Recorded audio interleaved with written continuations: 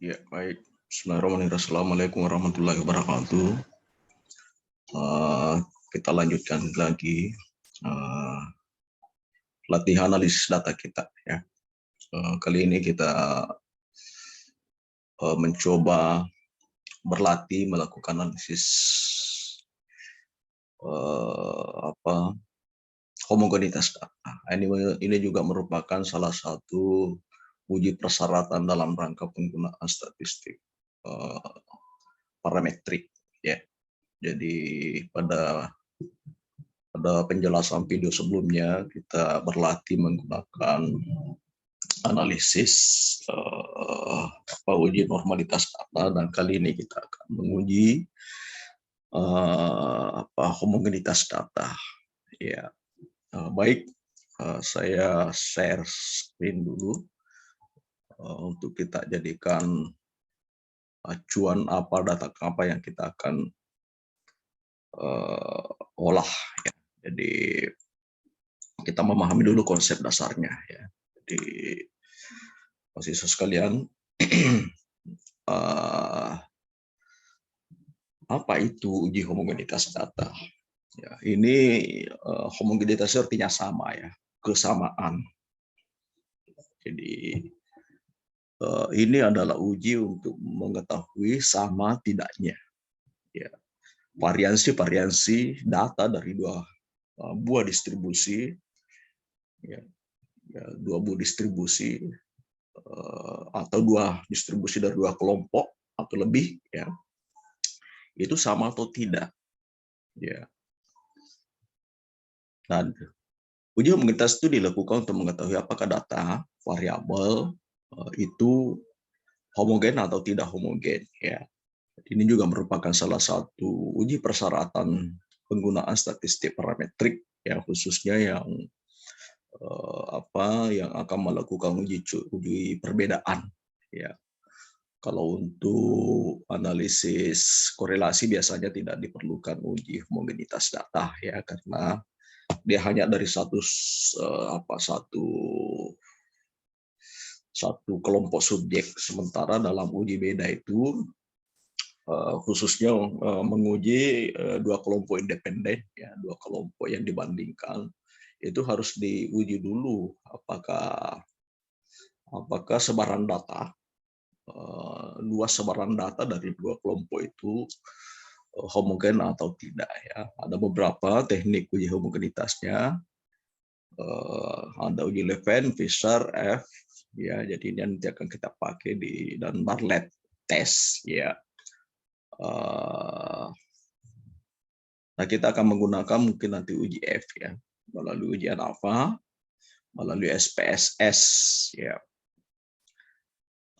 Nah, seperti ini konsepnya. Yang disebut variansi data itu ini sebarannya. Berapa variasi, lebar variasi. Ya, kalau normalitas yang lalu kita lihat itu sebaran individu, ya. Jumlah individu per satuan nilai dalam suatu sebaran nilai. Sementara variansi itu adalah luasnya sebaran, ya, dari tinggi ke rendah. Itulah yang disebut variansi, ya. Nah, ketika kita akan menguji perbedaan dua variansi, kita harus melihat dulu apa sebarannya sama. Nah, kalau uji normalitas, kita uji masing-masing satu ini. Ini berdistribusi normal atau tidak? Normal atau tidak? Kelompok satu, kelompok dua, ya. Nah, kalau dalam uji homogenitas, dua kelompok ini dibandingkan sebaran datanya, ya, variansi datanya. Apakah ini sama atau tidak? Ya, mengapa diperlukan? Karena kalau dua kelompok dibandingkan itu sebaran individu, sebaran nilai individunya beda-beda, katakanlah dalam suatu kelompok, ya, kita membandingkan misalnya tingkat pendapatan satu kecamatan dengan kecamatan lain. Nah, sementara di kecamatan A itu ada beberapa orang yang pendapatannya sampai 1 miliar misalnya. Ada memang yang rendah juga sih, Ya, tapi kalau kecamatan B kebetulan banyak masyarakat tidak mampu di sana, ya pendekatan tertingginya hanya 5 juta misalnya. Ini tidak bisa dibandingkan karena satu orang nanti di dalam kelompok A itu sangat berpengaruh terhadap nilai rata-rata dan itu sangat merusak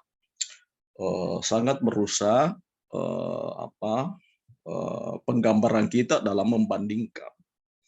Ya, kita akan mengatakan ternyata tingkat kekayaan orang yang ada di kelompok A itu lebih tinggi dibanding kelompok B, padahal hanya satu orang. Ya, yang lainnya sama saja. Makanya data seperti ini biasanya tidak memenuhi syarat karena itu dikeluarkan individu yang sangat ekstrim seperti itu. Ya, nah itulah gunanya mengapa kita perlu menguji dulu apakah data yang dibandingkan memang memiliki sebaran yang relatif sama atau tidak ya. Jadi kita akan tetap menggunakan data yang sama pada praktek ya, pada praktek kita dalam uji normalitas data yang lalu ya. Ya, kita hanya ingin menguji variansi hipotesisnya itu variansi data perilaku disiplin siswa pada kelompok eksperimen dan kelompok kontrol itu tidak berbeda atau mungkin ya. Nah, datanya sama yang kita akan bandingkan karena yang akan kita mau bandingkan adalah gain score-nya ya. Jadi makanya ini yang mau dilihat homogenkah sebaran data gain score pada kelompok eksperimen dan kelompok kontrol ya. Ya, kalau homogen berarti kita bisa menggunakan analisis lebih lanjut ya melalui parametrik. Nah, sekarang kita coba masuk ke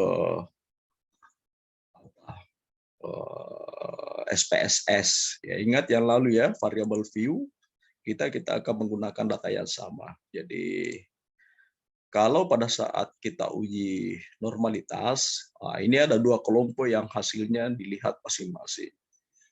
Ya, jadi datanya tetap sama, tapi kalau pada uji normalitas homogenitas itu hasilnya hanya satu ya, satu saja. Ya, karena dua kelompok dibandingkan. Kalau di uji normalitas itu masing-masing kelompok dilihat sebaran datanya masing-masing. Ya. Nah, seperti biasa, ketika kita sudah masuk dalam dialog seperti ini, ya kita sisa melihat analisis ya.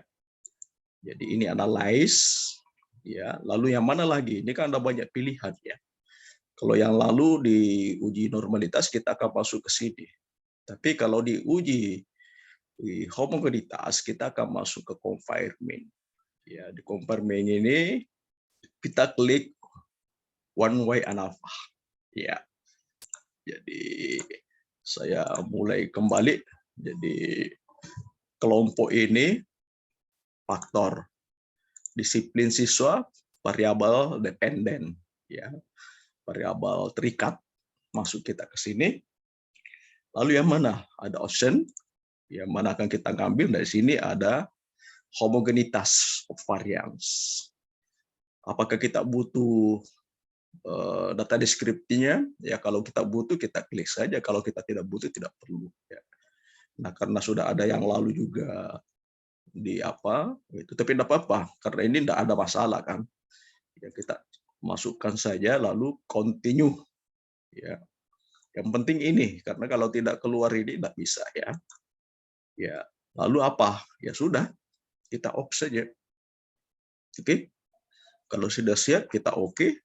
Nah, kita akan mendapatkan data deskriptif. Nah, inilah dia hasilnya. Ya, jadi langsung ada satu output SPSS berjudul Test of Homogeneity of Variance atau uji kesamaan varians, uji homogenitas. Yang mana akan dilihat di sini. Ini pakai tes Laven ya, statistik ya. Ini dia. Nilai signifikansinya sama dengan 0,565. Ya, ini apa artinya? Ini dibandingkan dengan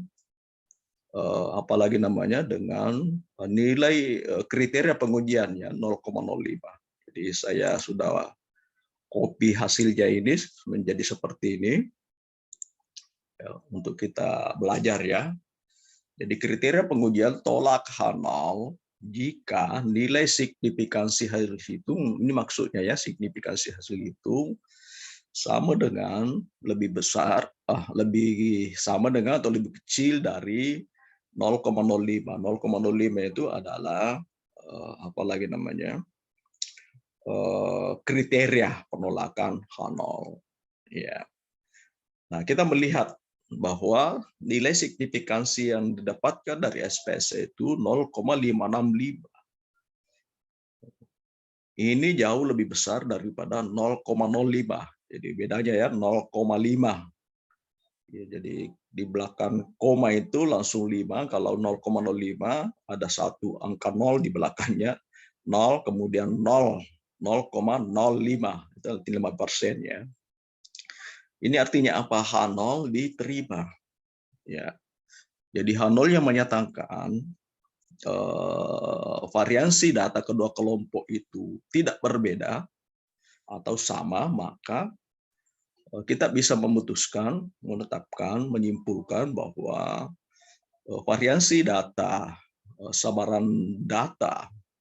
variansi sebaran data, gain score, disiplin siswa pada kelompok kontrol maupun pada kelompok eksperimen itu homogen atau tidak berbeda.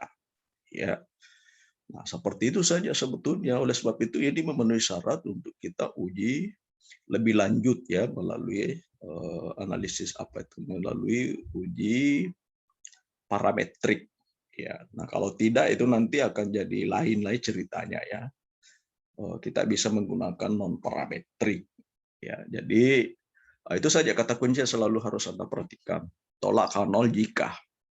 Jadi sebetulnya ya tolak H0 jika nilai signifikansi ini sama dengan atau lebih kecil, atau terima H0 jika nilai signifikansi lebih besar. Nah, karena ini kondisinya kita lebih besar dari 0,05 maka kita terima. Ya. Sementara ini kita tolak ya H0 kalau seperti ini. Tapi karena kondisinya ini maka kita terima. Itu artinya homogen. Ya, saya kira seperti itu penjelasan berkaitan dengan berkaitan dengan latihan analisis uji homogenitas data dengan menggunakan piranti SPSS. Jadi agak lebih mudah kita mengujinya dengan SPSS, walaupun juga kita bisa menghitungnya secara manual. Hanya memang kalau kita manual itu agak rumit ya, karena kita harus hitung min-nya, hitung standar deviasinya, lalu kemudian memasukkan dalam rumus ya. Nah, kalau kita sudah punya SPSS, kita bisa langsung mengujinya. Nah, silakan mahasiswa berlatih lagi menggunakan data yang sama dan perhatikan apakah hasilnya sama atau tidak. Nah, kalau beda, itu nanti perhatikan kembali input datanya. Jangan-jangan beda. Ya, ada data tertentu yang inputnya keliru. Ya, perhatikan karena kita menggunakan angka desimal ya, perhatikan titik dan koma. Ya, 0,05 kalau biasanya dalam ini tergantung juga pada format komputer kita. Tapi pada umumnya spesies itu kalau titik itu artinya koma ya. Jadi kalau 0,05 kita tulis 0,5. Seperti itu. Nah, kemudian untuk lebih menajamkan pemahaman, di buku itu ada latihan, ada tugas latihannya untuk uji homogenitas data, silakan dikerjakan, dan kemudian jawab semua pertanyaan pertanyaan yang diminta di sana, dan kemudian masukkan di hasilnya. Saya kira seperti itu. Assalamualaikum warahmatullahi wabarakatuh.